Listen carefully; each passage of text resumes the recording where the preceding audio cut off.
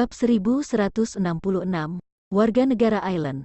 Apakah mereka bersikeras menghancurkan ponsel mereka, karena tidak ingin membiarkan mereka menghubungi keluarga mereka sendiri? Apakah mereka ke sini untuk kami? Lalu Bensu mencoba menguji mereka dengan bertanya, kami tidak mungkin membawa uang sebanyak ketika kami sedang keluar. Afaul, bagaimana jika kalian ikut kami pulang supaya aku bisa memberikan uangnya kepada kalian? Ninja ketiga berkata, ikut kalian pulang, bagaimana jika kalian menyelinap pergi di tengah jalan? Berhentilah bicara omong kosong, cepat serahkan uangnya dan jangan berpikir untuk pergi jika uangnya kurang sepeser pun. Bensu berkata, pinjamkan ponselmu kepada kami akan menghubungi keluarga kami untuk membawa uangnya ke sini. Kami tidak memiliki ponsel, jawab ninja ketiga. Suasana hati Bensu berangsur-angsur menjadi muram. Sekarang dia yakin bahwa kedua orang ini memang datang untuk mereka. Tapi mereka sama sekali tidak pernah menyinggung siapapun. Tunggu sebentar, Sonia, mereka datang untuk Sonia. Jelas-jelas kedua orang ini menghentikan mereka dengan sengaja dan tidak membiarkan mereka untuk pergi menjemputnya. Sonia berada dalam bahaya. TK Kiseki merupakan sekolah ternama untuk keluarga kaya di daerah. Mereka yang bisa bersekolah di sini setidaknya adalah orang-orang kaya. Sebelum jam sekolah berakhir, mobil-mobil mewah sudah berjejer di depan gerbang pintu sekolah. Rolls-Royce, Lamborghini dan mobil mewah lainnya, kebanyakan yang datang menjemput anak-anak adalah kepala pelayan dan pengawal. Orang tua dari anak sama sekali tidak memiliki waktu untuk datang menjemput anak mereka sendiri. Ring, ring, ring, akhirnya jam sekolah telah berakhir. Anak-anak pada berbaris dan melangkah keluar. Yamano terus memperhatikan barisan anak-anak karena dia takut bahwa dirinya akan melewatkan sosok Sonia. Akhirnya anak itu berjalan keluar di bawah antisipasinya yang menggebu-gebu. Kemudian Yamano bergegas menyambutnya, Sonia, ayo pergi bersama dengan paman. Tapi Sonia malah menatap pria ini dengan waspada. Kamu siapa? Aku tidak kenal kamu. Guru TK juga memandang Yamano dengan curiga. Raut wajahnya penuh dengan kewaspadaan. Kemudian pria ini berkata, aku adalah teman ayahmu. Ayahmu ada sedikit urusan dan tidak ada waktu untuk datang menjemputmu, jadi dia memintaku untuk ke sini. Kamu bohong. Sonia segera berkata, ayahku tidak pernah menjemput aku. Kakek dan neneklah yang selalu datang menjemput aku. Kamu palsu. Sejak kecil Sonia telah menerima pengetahuan akan keselamatan diri dan pencegahan penipuan dari Tokia. Akhirnya pengetahuan tersebut dapat digunakan pada situasi ini. Lalu guru TK tersebut menarik Sonia kembali ke dalam sekolah dan berkata, Tuan, silakan pergi dari sini. Atau aku akan menelepon polisi. Sialan, raut wajah Yamano penuh dengan ketidaksenangan. Gadis kecil ini hanya berusia 2 tahun lebih, tapi ternyata dia memiliki pemikiran anak berusia 5 tahun. Dia benar-benar tidak mudah untuk ditipu. Yamano terpaksa menjalankan rencana keduanya. Dia mengeluarkan kartu ATM dan diam-diam menyerahkannya kepada guru tersebut. Ibu, sebenarnya ayah dari gadis ini telah mengalami kecelakaan mobil dan meninggal. Sekarang aku ingin membawa dia untuk melihat ayahnya untuk terakhir kalinya, jadi aku berharap kamu bisa menyetujuinya. Begitu melihat kartu ATM, guru itu menjadi lebih yakin bahwa pria ini tidak memiliki niat yang baik. Kemudian dia menegurnya dengan tegas, aku benar-benar akan menghubungi polisi jika kamu tidak pergi sekarang juga. Sambil berbicara, dia mengeluarkan ponselnya dan hendak melapor polisi. Sialan, Yamano membentaknya, padahal aku sudah berbicara dengan baik-baik, tapi kamu malah tidak mendengarkannya. Lalu dia memandang ke arah ninja pertama dan ninja kedua dari ninja Shikigami, kemarilah dan lakukan sesuatu kepadanya. Ninja pertama dan ninja kedua bergegas menghampiri guru tersebut tanpa ragu, lalu mereka merebut Sonia dari genggamannya. Raut wajah guru itu menjadi pucat pasi dan dia berteriak dengan marah, tolong. Tolong, ada yang ingin menculik anak. Teriakan ini segera menarik perhatian banyak orang. Begitu melihat Yamano ingin melarikan diri, guru itu segera menjatuhkan dirinya ke atas tanah dan memeluk kedua kaki pria ini. Bodoh. Dalam situasi yang kritis ini, Yamano mengutuk dan melayangkan sebuah tamparan ke wajah guru itu. Bajingan ini adalah warga negara Island. Bab 1167. Temanku mau jadi ayahnya Sonia. Berani-beraninya seorang warga negara Island mencari keributan di Clarity. Hari ini aku akan menghajarmu hingga babak belur jika kamu tidak melepaskan anak itu dan berlutut untuk meminta maaf. Jangan bicara omong kosong dengan mereka lagi. Ayo segera menghajarnya. Jika kita tidak memberi mereka pelajaran, maka mereka akan bersikap semakin kurang ajar. Yamano memancarkan seringai bengis di wajahnya. Dia memiliki dua dewa perang di sisinya. Bagaimana mungkin dirinya takut pada makhluk fana ini? Kemudian dia segera memerintah, bunuh mereka semua. Ninja pertama dan ninja kedua langsung bergegas ke arah kerumunan orang dan mulai bertarung dengan mereka. Kedua orang ini saling bekerja sama dan menjadi tak terkalahkan. Dalam waktu kurang dari 3 menit, semua orang telah dikalahkan dan jatuh tersungkur di atas tanah. Lalu Yamano menggendong Sonia dan melarikan diri dari sana. Guru itu hampir putus asa. Setiap keluarga yang bisa masuk ke taman kanak-kanak ini memiliki latar belakang yang hebat. Jika seorang anak diculik dari sini, maka mereka, sebagai guru, pasti akan dihukum dengan berat. Dia segera mengeluarkan ponselnya dan menghubungi nomor Tokia, lalu memberitahu hal ini kepadanya. Tokia sedang sibuk dengan pekerjaannya di Tomota Group. Lalu dia tiba-tiba menerima panggilan dari guru TK. Setelah mengetahui bahwa Sonia telah diculik, wanita ini seketika merasa bahwa langit sedang berputar dan tubuhnya menjadi lemas. Dirinya hampir saja jatuh ke tanah. Sonia adalah hidupnya. Tokia lebih memilih untuk mati jika sesuatu terjadi pada putrinya.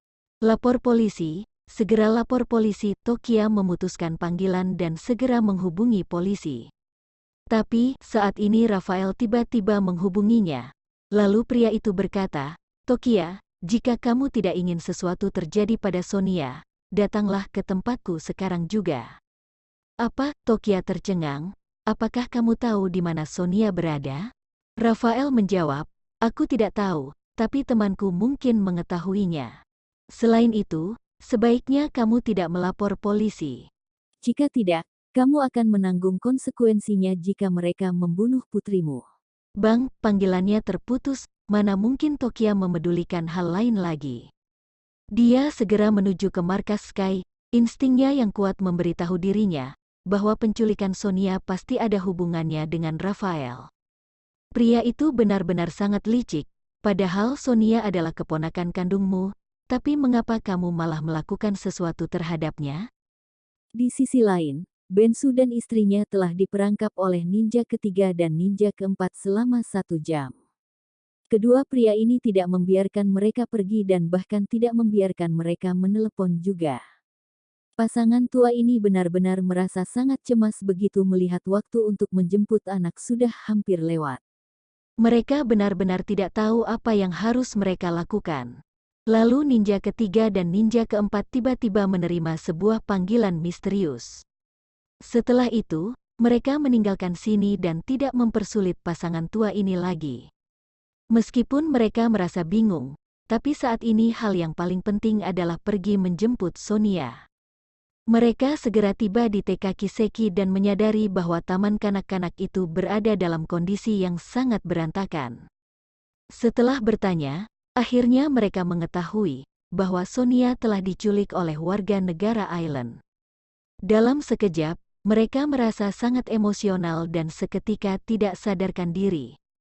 Tokia bergegas menuju ke keluarga agung. Keluarga agung telah didekorasi dengan lentera dan pita berwarna-warni, yang membuat suasananya terlihat sangat meriah. Apa yang sedang mereka lakukan? Tokia tidak memedulikan semua ini dan bergegas masuk ke aula keluarga agung. Rafael sedang duduk di kursi kepala keluarga sambil menyeruput tehnya. Tokia baru saja tiba dan segera bertanya, Rafael, di mana putriku? Cepat tanyakan kepada temanmu siapa yang telah menculiknya. Lalu Rafael tersenyum dan berkata, "Jangan khawatir, tenang saja. Sonia baik-baik saja. Temanku hanya ingin mengajaknya bermain dan membina hubungan dengannya."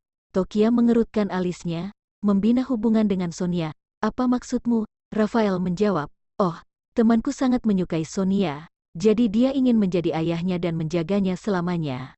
Aku tidak perlu mengatakannya dengan lebih jelas lagi tentang apa yang harus kamu lakukan, kan?" Bab 1168, Perintah Dragon King. Rafael mengangguk, "Benar." Tokia seketika menyadari bahwa ini tidak salah lagi, adalah persekongkolan antara Rafael dengan Yamano. Yamano ingin menggunakan nyawa Sonia untuk memaksa dirinya menikah dengannya. Kedua orang ini benar-benar sangat licik. Mengapa mereka begitu tega melakukan sesuatu terhadap anak kecil? Tokia menatap Rafael dengan murka, lalu pria ini melemparkan sebuah dokumen kepadanya. Aku sarankan agar kamu menandatangani surat kontrak ini dengan patuh, sehingga aku bisa memastikan keselamatan Sonia. Jika tidak, aku tidak bisa menjamin bahwa orang itu akan melakukan hal yang gila. Hati Tokia remuk, surat kontrak. Dia telah meremehkan sikap tidak tahu malu dari kedua orang ini. Yamano tidak hanya ingin menjadikan Tokia sebagai wanitanya.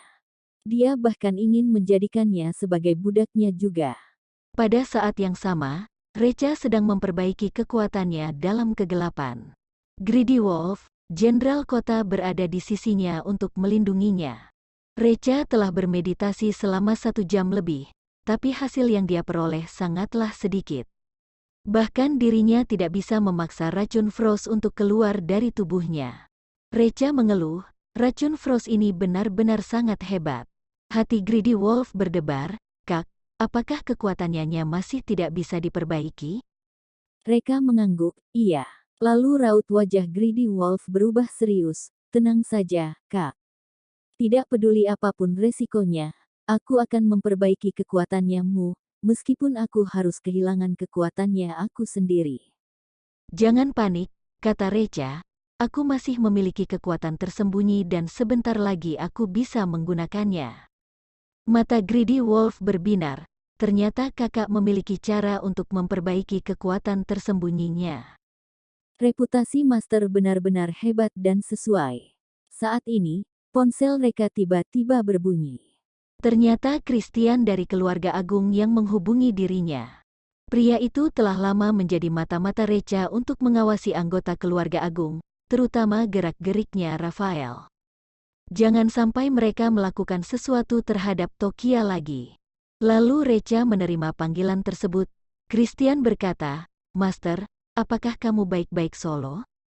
"Tentu saja," jawab Recha. Christian menghela napas lega. "Aku tahu bahwa kamu tidak akan mati dengan begitu mudah." Sebelumnya, Yamano memberitahu Rafael bahwa dirimu telah mati, tapi aku tidak mempercayainya. "Apakah kamu ada urusan denganku?" tanya Recha. "Iya," jawab Christian. "Putrimu telah diculik oleh Yamano dan dia menggunakan hal ini untuk memaksa Tokia menandatangani surat kontrak. Sekarang istrimu sedang dipersulit oleh Rafael, jadi bergegaslah ke sini." Apa di bawah amarahnya, Recha tidak bisa menahan dirinya untuk mengepalkan tinjunya, lalu ponselnya seketika hancur berkeping-keping. Tokia dan Sonia adalah orang berharga miliknya yang tidak bisa disentuh oleh siapapun. Tapi sekarang justru ada orang yang menyentuh mereka dalam waktu yang bersamaan. Bahkan dengan kematian pun, orang itu tidak bisa menghilangkan kebencian di dalam hatinya. Kemudian Reka berjalan keluar dengan langkah besar. Greedy Wolf mengikutinya dari belakang. "Kak, kamu mau kemana?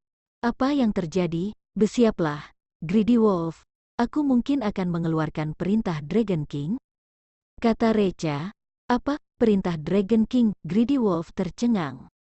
Perintah Dragon King merupakan perintah tertinggi di Clarity, yang bahkan dapat segera memutuskan kebijakan negara. Efeknya sama seperti dengan dokumen merah yang ditandatangani oleh pimpinan satu. Meskipun Greedy Wolf tidak tahu siapa yang telah memprovokasi Master, hingga membuatnya mengeluarkan perintah Dragon King. Tapi, ada satu hal yang pasti, orang itu benar-benar sial, keluarga agung. Rafael masih terus memaksa Tokia. Tokia, kamu tidak memiliki banyak waktu untuk menunda lagi. Kamu akan menyesalinya jika kesabaran orang itu telah habis dan dia melakukan sesuatu yang tidak pantas. Bab 1169. Kenapa kamu masih hidup? Rafael berpikir sejenak, lalu mengangguk, baiklah. Lalu dia menghubungi nomor Yamano, biarkan Sonia yang menjawab teleponnya. Dalam sekejap, terdengar suara tangisan Sonia dari seberang telepon.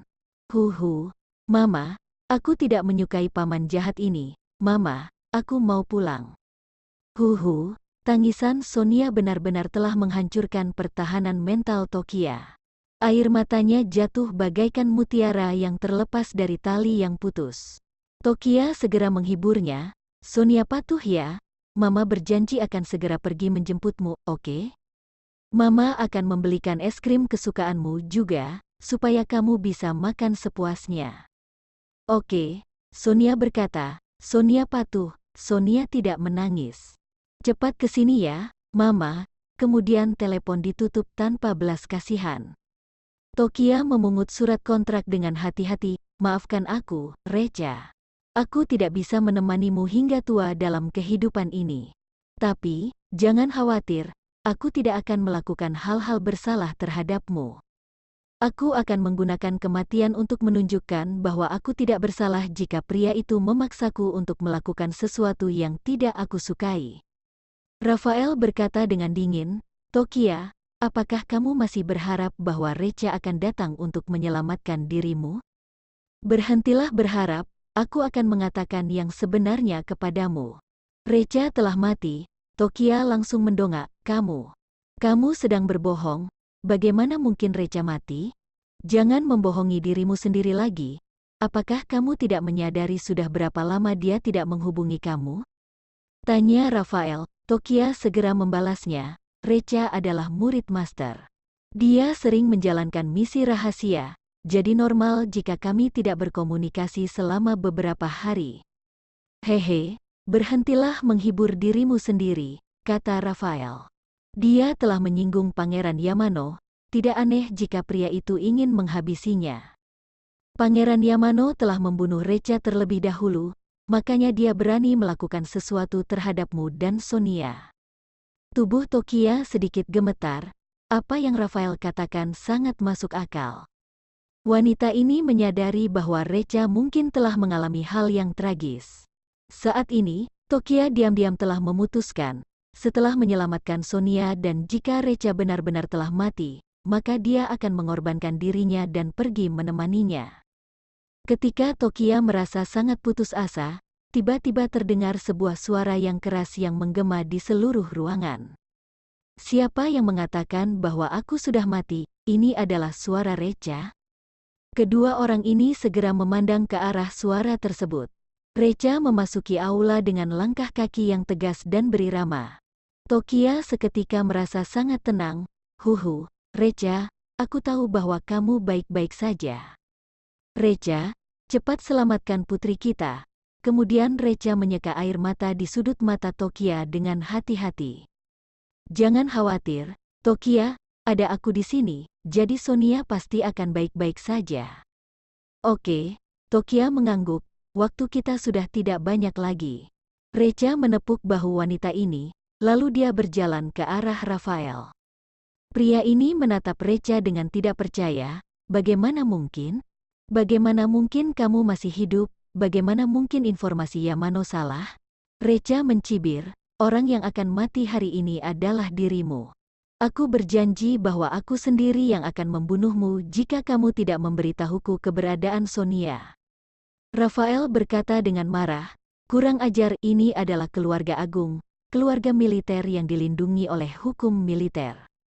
Apakah kamu tidak takut bahwa dirimu akan dihukum dengan hukum militer jika kamu berani menyentuhku? Reka tertawa, semua hukum militer dari 3 angkatan bersenjata berasal dari diriku sendiri. Kamu ingin menghukumku dengan menggunakan aturan hukum yang telah aku buat. Benar-benar konyol. Rafael menjadi semakin emosional, kurang ajar. Semua orang tahu bahwa hukum militer dari 3 angkatan bersenjata itu dirancang oleh Master sendiri. Tapi kamu justru mengatakan bahwa kamu sendirilah yang merancang hukumnya. Jelas-jelas kamu sedang menghina Master. Bab 1170. Dia memang gila. Kamu terlalu banyak bicara omong kosong. Saat ini Recha sudah berjalan ke hadapan Rafael. Lalu dia menarik belatinya tanpa ragu dan mengayunkannya ke pergelangan tangan pria ini. Pef, pergelangan tangan Rafael telah terputus dengan rapi setelah terdengar suara yang redam. Kemudian darah segar segera menyembur sejauh 3 atau 4 meter. Ah, Rafael jatuh ke tanah sambil memegang lukanya dan dirinya menjerit kesakitan. Darah segar terus mengalir dari sela-sela jarinya. Rafael sudah hampir gila. Bajingan ini benar-benar melakukannya, bahkan dia langsung memotong pergelangan tangannya. Pria ini benar-benar gila, lalu Recha berkata dengan dingin, "Sekarang beritahu aku di mana keberadaan Sonia." Rafael mengatupkan bibirnya, "Gila, sialan, kamu benar-benar gila. Kamu telah memotong satu pergelangan tanganku, keluarga agung dan ayahku, Dewa Perang Kunlun, tidak akan mengampunimu." Recha mencibir, "Kamu terlalu banyak berpikir.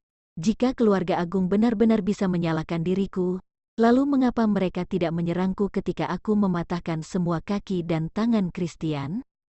Rafael tertegun sejenak, benar juga, mengapa ayah mengampuni bajingan ini ketika dia melumpuhkan Christian? Tunggu, ini bukan poin pentingnya. Poin pentingnya adalah karena bajingan ini berani menyerang Christian, maka dia pasti berani menyerangnya juga. Ternyata memang benar, Recha memegang belati dan menghampirinya lagi, lalu dia melayangkan belatinya ke lengan kanannya tanpa mengucapkan sepatah kata pun. Kemudian lengan kanan Rafael terputus juga, sialan. Kepala Rafael berdengung, Christian, pewaris pertama dan Rafael, pewaris kedua dari keluarga agung, telah dilumpuhkan oleh orang yang sama. Di mana keluarga agung harus meletakkan harga diri mereka. Bagaimana cara mereka memimpin di masa depan? Sungguh memalukan. Kemudian mereka berkata, "Ini adalah kesempatan terakhirmu. Beritahu aku di mana Sonia berada." Rafael menelan ludahnya dengan kasar, "Aku tidak tahu. Aku benar-benar tidak tahu." Rencana Yamano adalah dia akan menyandera Sonia untuk melarikan diri dan kembali ke negara Island. Begitu dirinya kabur, hanya aku yang bisa menghubunginya dan menyelamatkan Sonia. "Segera bawa aku ke rumah sakit. Jika aku mati, Sonia pasti akan mati juga." Raut wajah Tokia terus berubah. Lalu dia berkata dengan khawatir, "Recha, apa yang harus kita lakukan? Jika Yamano benar-benar membawa Sonia kembali ke negaranya, maka akan sulit untuk kembali lagi." Recha menghiburnya, "Tenang saja, Tokia. Aku akan segera menutup akses keluar masuk daerah utara dan tidak akan membiarkan seorang pun melarikan diri." Lalu Rafael menyindirnya, "Kamu mau menutup akses keluar masuk kota?" Dan ingin menutup akses keluar masuk daerah utara, yang merupakan pusat ekonomi dan politik di Clarity. Siapa yang memberimu keberanian untuk mengatakan hal seperti ini? Mereka mengabaikan sindiran Rafael. Lalu dia mengeluarkan ponselnya dan menghubungi Greedy Wolf. "Greedy Wolf, segera umumkan perintah Dragon King untuk menutup akses keluar masuk daerah utara." "Tidak satupun orang bisa keluar." "Baik," jawab Greedy Wolf. Rafael dan Tokia menatap Recha dengan terkejut. Apakah kita tidak salah mendengarnya? Pria ini baru saja mengeluarkan perintah Dragon King. Perintah Dragon King dapat mempengaruhi kebijakan negara secara langsung. Hanya Master dan pimpinan satu yang berhak mengeluarkannya. Mengapa dia begitu berani mengucapkan kata-kata seperti ini? Rafael telah kehilangan banyak darah dan mungkin akan mengalami syok di setiap saat. Tapi dia terus bertahan, karena pria ini tahu bahwa jika dia mengalami syok, maka darahnya akan terus mengalir, dan dia benar-benar akan mati. Lalu Rafael menggertakkan giginya dan berkata, "Recha, jangan bicara omong kosong di sini. Perintah Dragon King bukan sesuatu yang bisa kamu nodal. Sekarang hanya aku yang bisa menyelamatkan Sonia. Jadi segera bawa diriku ke rumah sakit. Jika aku, yang merupakan perantaranya, mati, maka Sonia pasti akan mati juga. Tokia memandang Recha dengan khawatir. Recha, jangan biarkan dia mati. Recha tertawa. Aku tidak akan membiarkannya mati karena dia belum mengetahui identitasku yang asli. Setelah sekian lama, sudah waktunya dia memberitahu Tokia.